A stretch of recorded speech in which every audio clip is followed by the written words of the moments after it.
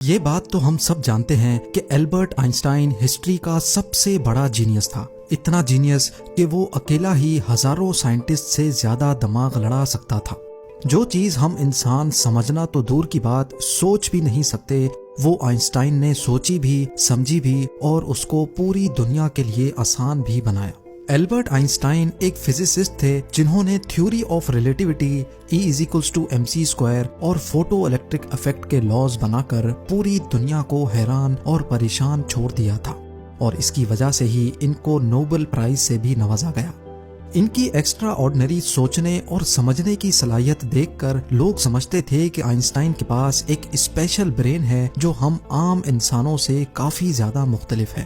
اس بات کا خود آئنسٹائن کو بھی اندازہ تھا، اسی وجہ سے وہ نہیں چاہتے تھے کہ مرنے کے بعد ان کی باڈی کے کسی بھی حصے پر ریسرچ کی جائے، بلکہ انہوں نے تو یہ انسٹرکشنز دے رکھی تھیں کہ مرنے کے بعد ان کی باڈی کو جلا کر راکھ کر دیا جائے۔ لیکن پھر وہی ہوا جس کا آئنسٹائن کو ڈر تھا۔ 18 اپریل 1955 کو پرنسٹن ہاسپٹل میں جب آئنسٹائن کا انتقال ہوا تو آٹوپسی کے لیے یعنی موت کی وجہ جاننے کے لیے جو ڈاکٹر آیا اس نے چپکے سے آئنسٹائن کا برین نکال لیا، کیونکہ اس کو یہ جاننے کی کیوریوسٹی تھی کہ دنیا کے سب سے بڑے جینیس کے برین میں آخر ایسا ہے کیا۔ زیم ٹی وی کی ویڈیوز میں ایک بار پھر سے خوش آمدید۔ ناظرین، آئنسٹائن کا برین چرانے والے ڈاکٹر تھامس ہاروی تھے، جن کو اپنے ساتھ ہونے والے انجام سے زیادہ اس اسپیشل برین کو اسٹڈی کرنے میں دلچسپی تھی۔ کچھ دنوں کے بعد جب پرنسٹن ہاسپٹل کو ڈاکٹر ہاروی کی اس حرکت کا پتہ چلا تو ان کو اپنی جاب سے ہاتھ دھونا پڑا، لیکن ڈاکٹر ہاروی آئنسٹائن کے بیٹے ہنس البرٹ سے جیسے تیسے کر کے یہ پرمیشن لینے میں کامیاب ہو گئے کہ وہ اس کے باپ کے اسپیشل برین کے اندر چھپے رازوں سے پردہ اٹھا کر اس کو دنیا کے سامنے لانا چاہتے ہیں۔ اس دن کے بعد سے شروع ہوا اس برین کا ایک لمبا ترین سفر۔ ڈاکٹر ہاروی ایک پیتھولوجسٹ تھے جو صرف پوسٹ مارٹم کرنا جانتے تھے۔ یہ ان کا صرف خیال تھا کہ وہ اتنے بڑے جینیس کے برین پر ریسرچ کر پائیں گے۔ اب کنڈیشن یہ تھی کہ ڈاکٹر ہاروی پرنسٹن ہاسپٹل کی جاب سے بھی ہاتھ دھو بیٹھے تھے اور اپنے پیتھولوجسٹ کا عہدہ بھی۔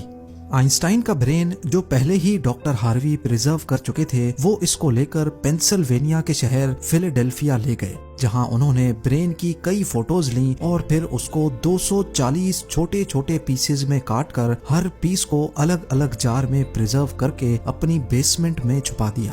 اسی مسئلے کو لے کر ڈاکٹر ہاروی کا اپنی بیوی کے ساتھ کئی بار جھگڑا ہوتا رہتا تھا، کیونکہ ان کی بیوی اکثر یہ دھمکی دیتی تھی کہ وہ اس برین کو اٹھا کر کہیں پھینک دے گی۔ ایک دن جھگڑا اتنا بڑھ گیا کہ دونوں میاں بیوی کو ڈائیورس لے کر الگ ہونا پڑا، اور ڈاکٹر ہاروی برین لے کر کینزس کے شہر وچٹا چلے گئے، جہاں وہ ایک بایولوجیکل ٹیسٹنگ لیب میں میڈیکل سپروائزر کی نوکری کرنے لگے، اور یہاں وہ اپنے فارغ ٹائم میں آئنسٹائن کے برین پر خوب اسٹڈی کرنے کی کوشش کرتے۔ اس کے بعد کئی بار وہ الگ الگ جاب چھوڑ کر مختلف شہروں میں یہ برین لے کے گھومتے رہے۔ کئی سال گزر چکے تھے لیکن ڈاکٹر ہاروی آئنسٹائن کے برین پر کچھ خاص ریسرچ نہ کر سکے، الٹا ان کا میڈیکل لائسنس ہی کینسل کر دیا گیا، اور نوبت یہاں تک آ گئی کہ ان کو ایک پلاسٹک کی فیکٹری میں جاب اسٹارٹ کرنی پڑی۔ تبھی انہوں نے پہلی بار ایک اچھا فیصلہ کیا کہ وہ ان کے برین کے الگ الگ حصوں کو دنیا بھر کے بیسٹ نیورو پیتھولوجسٹ کے پاس ڈیٹیلڈ ریسرچ کے لیے بھیجیں گے، لہٰذا انہوں نے ایسا ہی کیا۔ 1955 میں برین چوری ہونے کے 30 سالوں کے بعد یعنی 1985 میں پہلی بار آئنسٹائن کے برین پر ایک اسٹڈی پبلش کی گئی۔ اس کے بعد اگلے 28 سالوں تک اس جینیس برین پر دنیا بھر کے نیورو پیتھولوجسٹ نے کئی اسٹڈیز پبلش کی، جن میں بتایا گیا کہ آئنسٹائن کا برین عام انسان کے برین سے کافی ڈیفرنٹ تھا۔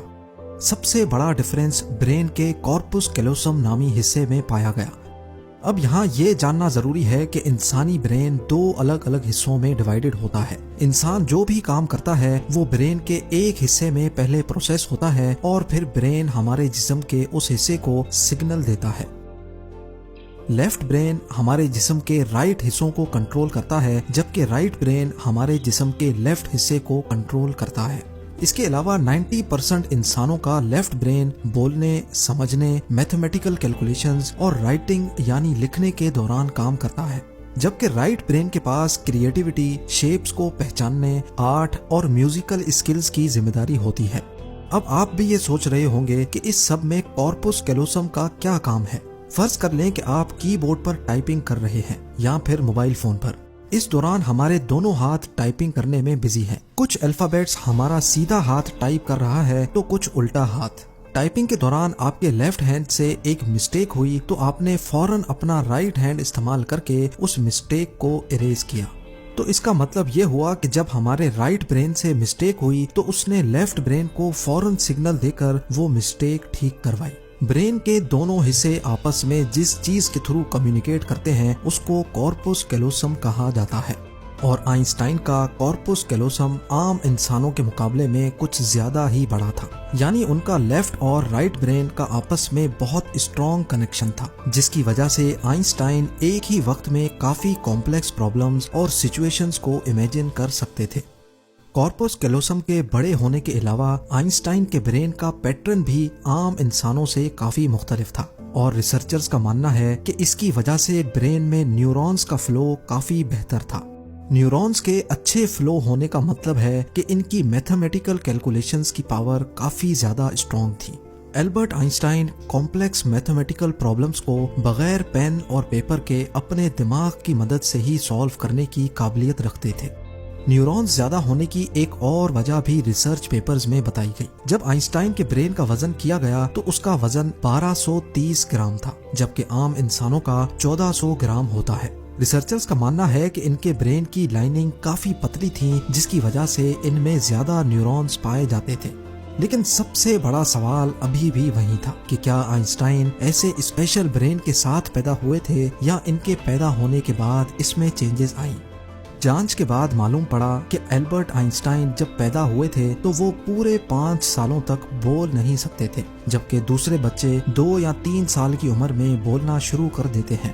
جب انہوں نے بولنا شروع بھی کیا تب بھی وہ زیادہ بولنا پسند نہیں کرتے تھے، بلکہ ہمیشہ اپنی سوچوں میں ہی گم رہتے تھے۔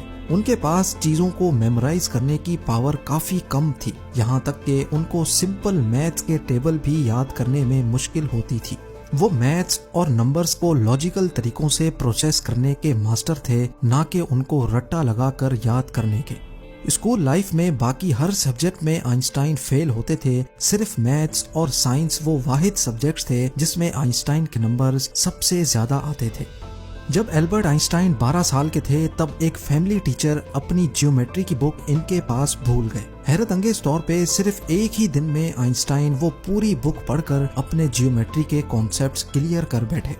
نہ صرف اتنا بلکہ صرف 14 سال کی عمر میں ہی وہ انٹیگرل اور ڈفرینشیل کیلکولس کے ماسٹر بن چکے تھے۔ میتھس اور سائنس میں ان کی اتنی اسٹرانگ گرپ تھی کہ جب وہ کلاس روم میں کوئی سوال پوچھنے کے لیے ہاتھ کھڑا کرتے تھے تو پروفیسرز گھبرانے لگتے تھے، کیونکہ آئنسٹائن کے اکثر سوال ٹیچرز کے بھی اوپر سے گزر جاتے تھے۔ چھوٹی سی عمر میں ہی وہ اس یونیورس کے لاز کو ایک چھوٹی سی ایکویشن میں بند کرنا چاہتے تھے، اور یہی انہوں نے اپنی زندگی کا مقصد بنا لیا تھا۔ 26 سال کی عمر میں آئنسٹائن نے 4 ریسرچ پیپرز پبلش کر کے پوری دنیا کو حیران کر ڈالا، اور اسی وجہ سے ان کو PhD کی ڈگری اور ہیومینٹی کے لیے اعلیٰ کردار ادا کرنے کی صورت میں نوبل پرائز سے بھی نوازا گیا۔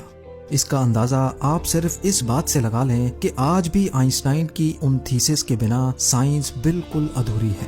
کئی ڈاکٹرز اور سائنٹسٹ نے یہ نتیجہ نکالا کہ آئنسٹائن کا برین ان کے پیدا ہونے کے بعد اسپیشل بنا تھا، جس کی سب سے بڑی وجہ یہ تھی کہ جب ان کو اپنے سوالوں کا کوئی جواب نہیں ملتا تھا تو وہ خود اپنے دماغ کی مدد سے جواب تلاش کیا کرتے تھے۔ چھوٹی عمر میں ہی ایسا کرنے سے ان کا برین اسی حساب سے ڈیولپ ہوتا گیا۔